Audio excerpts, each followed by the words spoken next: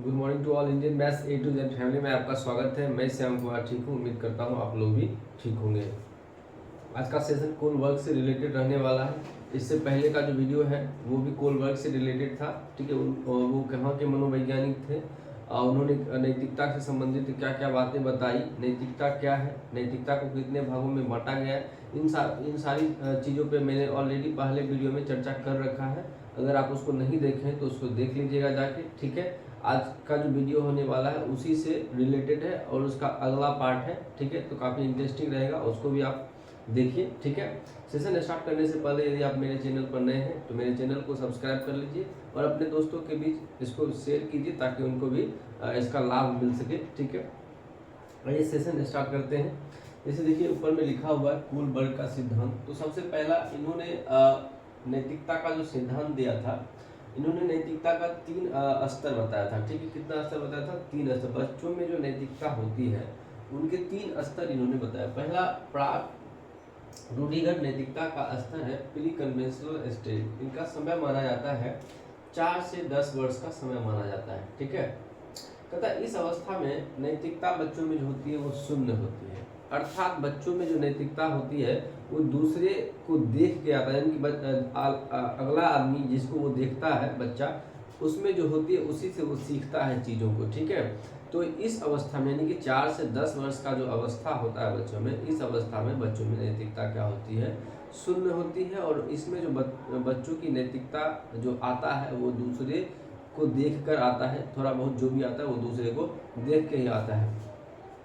अगला टॉपिक है इस अवस्था यानी कि प्राक रूढ़िगत नैतिक स्तर को जो है 2 भागों में बांटा गया है। ठीक है, इसे 2 भागों में बांट दिया गया। पहला जो है दंड एवं आज्ञा पालन उन्मुखता। ठीक है, पनिशमेंट एंड ओबीडियंस। ठीक है, नाम से ही लग रहा होगा कि इस अवस्था में बच्चा जब आता है, ठीक है, तो नैतिकता एक्चुअल में उसमें होती नहीं है। ठीक है, लेकिन वो क्या करता है कि माता पिता के डर से, अपने पेरेंट्स के डर से, अपने बड़ा उनसे जो बड़ा है उसके डर से नैतिकता का शो ऑफ करता है, नैतिकता दिखाता है। जैसे कि आप समझ लीजिए कि अगर कोई गेस्ट घर में आता है तो बच्चे में ये मॉरलिटी नहीं है, ये नैतिकता नहीं है कि बड़ों का क्या करना चाहिए, पैर छूना चाहिए, लेकिन वो डर से क्या करेगा कि पैर छुएगा कि अगर नहीं छुएंगे तो गेस्ट के जाने के बाद जो है हमको क्या पिटाई लगेगा।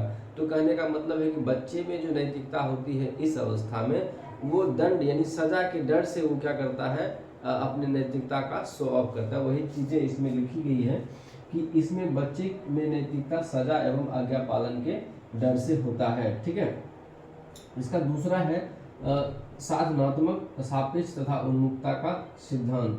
तो ये क्या है, इनके बारे में हम लोग पढ़ते हैं। ये एक ऐसा स्तर है जिसमें बच्चा में जैसे को तैसे का ऑप्शन आता है। मतलब आप बच्चे के साथ जैसा व्यवहार कीजिएगा बच्चा भी आपके साथ वैसा ही व्यवहार करेगा। जैसे कि अगर मान लीजिए बच्चा से, एक बच्चा से दूसरा बच्चा क्या करता है, पेंसिल छीन के तोड़ देता है, तो वो बच्चा क्या करता है कि सेम उसी तरह उससे पेंसिल या पेन छीन के तोड़ देता है। मतलब ये समझ लीजिए कि अगर इस अवस्था में कोई बच्चा है तो इस अवस्था में बच्चे में जो गुण होता है वो जैसे के तैसे के जैसा गुण होता है। मतलब अगर कोई उसको पीटेगा तो वो बच्चा भी उसको पीटेगा, अगर कोई उसका सामान ले लेगा तो वो बच्चा भी उससे सामान छीन लेगा।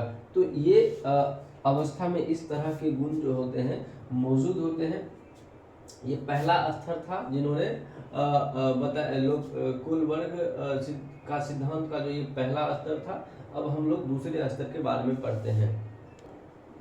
दूसरा रूल देखिए क्या है। दूसरा रूल है रूढ़िगत नैतिकता का स्तर। ठीक है, कन्वेंशनल स्टेज, इसका समय माना जाता है 10 से 13 वर्ष का। ठीक है, पहला स्तर जो उनका था उसका समय था 4 से 10 वर्ष का और दूसरा स्तर जो इनका है वो है 10 से 13 वर्ष का। ठीक है, ये रूढ़िगत नैतिकता का स्तर कन्वेंशनल स्टेज, इसमें इस अवस्था में बच्चा दूसरे के गुणों को अपने अंदर समाहित कर लेता है तथा उसी के अकॉर्डिंग सही गलत का निर्णय लेता है। देखिए जब भी बच्चा जो है इस अवस्था में आता है, अर्थात कोलबर्ग नैतिक सिद्धांत की दूसरी अवस्था में जब बच्चा आता है जिसका समय 10 से 13 वर्ष माना जाता है, इस अवस्था में बच्चा क्या करता है कि दूसरे के गुणों को, जो दूसरे जैसे दूसरे कोई कैसे बात करते हैं, उनका विचार कैसा है, उनका व्यवहार कैसा है, वो कैसे दूसरे से ट्रीट करते हैं, ये सब देख के उसके गुणों को अपने अंदर समाहित कर लेते हैं इस अवस्था में बच्चा।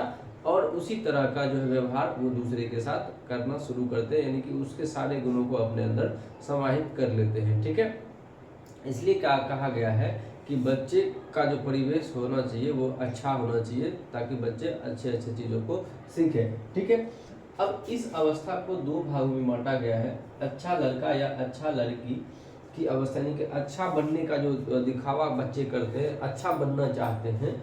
वो कई बार एग्जाम में क्वेश्चन में पूछा है कि अच्छा लड़का या अच्छा लड़की बनने का जो गुण बच्चे में विकसित होता है वो कुल वर्ग के नैतिक स्तर के कौन से स्तर में होता है। तो दूसरे स्तर में, देखिए दूसरे स्तर में जो होता है अच्छा लड़का या अच्छा लड़की बनने का ये गुण आता है। ठीक है, इन चीज़ों को आप याद रखिएगा। ठीक है, अब इसके अंदर देखिए क्या होता है कि बच्चा क्या करता है, दूसरे के सामने अच्छा बनकर मतलब अच्छा होने का मतलब दिखावा करता है या अच्छा बनने का प्रयास करता है और उसी को अनुमोदित भी करता है, ताकि उनको जो सामने वाले का कहें उसको अच्छा कहें। या मान लीजिए अगर वो कुछ ऐसा काम करना चाहता है बच्चा, ताकि उनको क्या, उनका स्कूल में बड़ाई हो, अगर मान लीजिए स्कूल में कोई बच्चा जाता है तो कोशिश करेगा नहीं मैं सबसे अच्छा बन के रहूँ, दिखावा करेगा, क्लास को साफ रखेगा, ओबीडियंट बन के रहेगा। तो इस तरह से बच्चा दिखावा करता है, तो वो कहा जाता है अच्छा लड़का या अच्छा लड़की बनने का जो स्टेज होता है। अब आता है इसको दूसरा स्तर ये है कि सामाजिक कानून व्यवस्था उन्मुखता। इसमें क्या होता है, बच्चा में सामाजिक व्यवस्था और सामाजिक कानून व्यवस्था के प्रति आदर आ जाता है, उसमें आदर भाव विकसित होना शुरू हो जाता है, यानी कि समाज के प्रति और कानून व्यवस्था के प्रति उनके अंदर जो है एक आदर सम्मान का भाव विकसित होता है और उनको वो उसी दृष्टि से देखना शुरू करते हैं और उसी के अनुसार व्यवहार भी करना शुरू करते हैं। ठीक है, अब सबसे लास्ट स्तर जो है गोल वर्ग का, वो है उत्तर रूढ़िगत नैतिकता का स्तर। ठीक है, इनको मैं आपको समझा देता हूँ और बोल देता हूँ डेफिनेशन, आप उसको लिख लीजिएगा। ठीक है, जैसा कि आपको यहाँ लिखा गया है उत्तर रूढ़िगत नैतिकता। ठीक है, तो इसमें बच्चा क्या करता है, आप लिख लीजिएगा, इस अवस्था में बच्चा अपना डिसीजन खुद लेता है, न कि समाज द्वारा थोपे गए डिसीजन के अकॉर्डिंग चलता है। ध्यान से समझिएगा, उत्तर रूढ़िगत नैतिकता का मतलब ये हुआ कि इस अवस्था में बच्चा या किशोर, ठीक है, अपना डिसीजन खुद लेता है, समाज के द्वारा थोपे गए डिसीजन के अकॉर्डिंग नहीं चलता है। ठीक है, अब इसको दो भागों में बांटा गया है, एक सामाजिक अनुबंधन उन्मुखता, दूसरा बांटा गया है सार्वभौमिक नैतिक सिद्धांत उन्मुखता।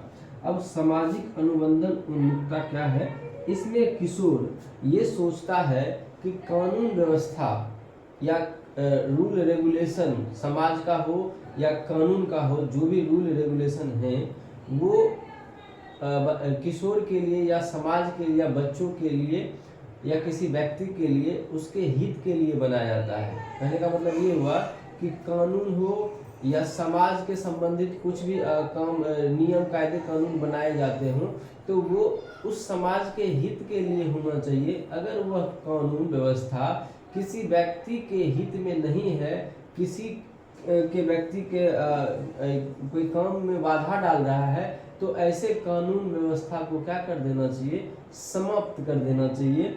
यह इस यानी कि सामाजिक अनुबंध उन्मुखता में बच्चा में ऐसा विचार आता है। इसको मैं एक बार फिर से रिपीट कर देता हूँ, आप लिख लीजिएगा। सामाजिक अनुबंध उन्मुखता स्तर में जब बच्चा आता है तो बच्चा ये सोचता है अगर कोई कानून व्यवस्था या सामाजिक व्यवस्था किसी व्यक्ति के विकास में बाधा डालता है तो ऐसे कानून व्यवस्था का त्याग कर देना ही उचित होता है, यह बच्चा समझता है। अब आते हैं सार्वभौमिक नैतिक सिद्धांत का उन्मुखता। इस अवस्था में बच्चा अपना डिसीजन खुद लेना चाहता है और वो अपने डिसीजन के तहत किसी भी हद तक जा सकता है।